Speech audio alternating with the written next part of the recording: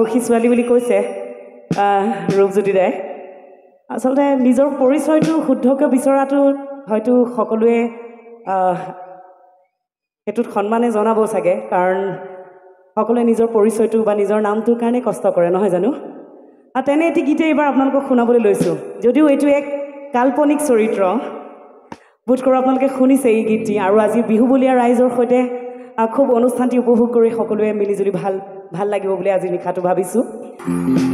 আচ্ছা যিহেতু ladies first বুলি কয় ইমান ধুনীয়া মহিলা দৰ্শক আছে এটা হুকি শুনা পাম নেকি মহিলাসকলৰ অ'কে নাও দ্য বয়জ ল'ৰাবোৰ কিমান ডাঙৰ মাত বুজিলোঁ কোনো কম নহয় তাৰমানে বিৰাট ডাঙৰ ডাঙৰ বলিষ্ঠ মাত আছে ইয়াত গাবলৈ লৈছোঁ এই গীতটি বোধ কৰোঁ আপোনালোকেও শুনিছে আৰু যদিহে মনত আছে অকণমান সহযোগিতা বিচাৰিম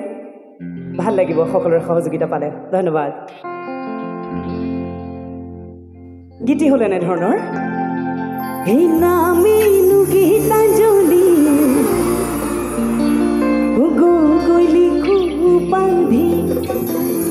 আচ্ছা এতিয়া হয়তো বহুতে ক'ব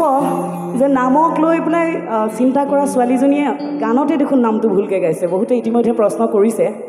কিন্তু এয়া এক গীতাঞ্জলি গগৈ কাল্পনিক চৰিত্ৰ এগৰাকী মাষ্টৰণীৰ আৰু এই গীতটি মই কণ্ঠদান কৰিছিলোঁ গীতাঞ্জলি দাসে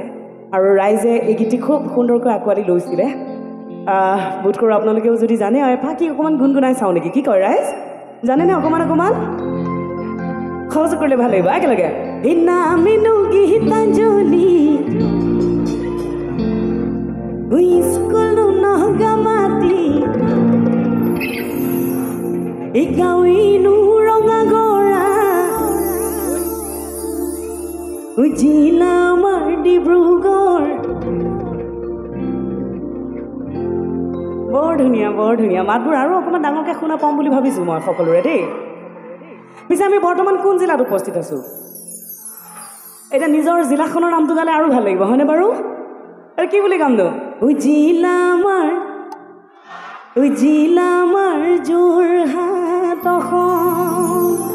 গাঁও গীতি সকলোৱে সহযোগ কৰি ভাল পাম থেংক ইউ ছ' মাছ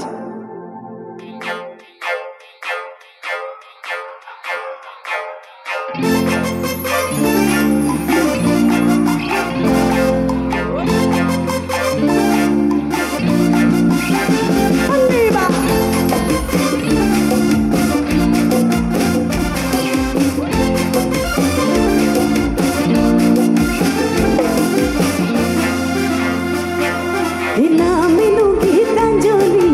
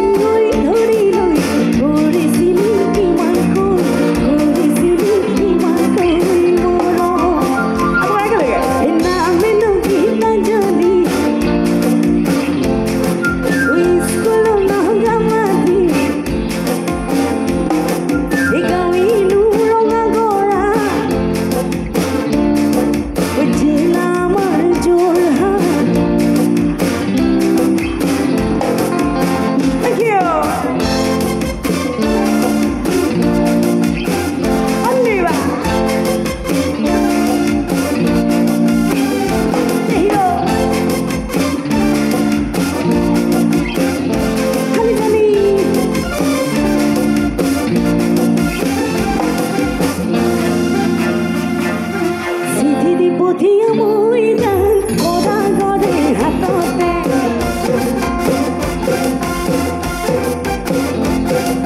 চিঠি পঠিয়া মই যাম কৰা গৰে হাততে কৰা গৰে হাততে দূৰো দেখো মোবাইল ফোন স্কুল ছুটিতে হৈ যায় আহিবি মুগিবলে আহিবি মুগিবলে দুয়োনো পলাই গুচি যাম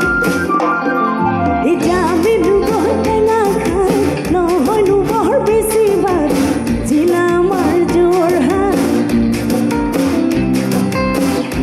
এবাৰ পিছ পালো হ'ব একেলগে নামেনো গীতাঞ্জলি স্কুল নগামাটি গাঁৱিনো ৰঙা গৰা জিলা